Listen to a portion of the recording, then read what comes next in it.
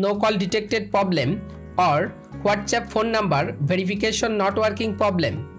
If you want to solve this problem, please follow the step. Step 1. Turn on aeroplane mode. Wait a few seconds and turn off aeroplane mode. Step 2. Long press or long tap WhatsApp application. Go to apps info. Click on storage. Again click on clear data. Tap on clear cache data on WhatsApp application.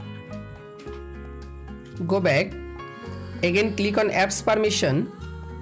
You can allow all WhatsApp app permission. Step 3. Open Play Store. Go to search. Search WhatsApp app. Update your WhatsApp application latest version. Step 4. Restart your device.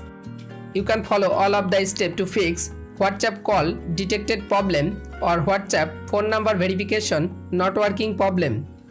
If this video helpful for you, please subscribe our channel and like this video.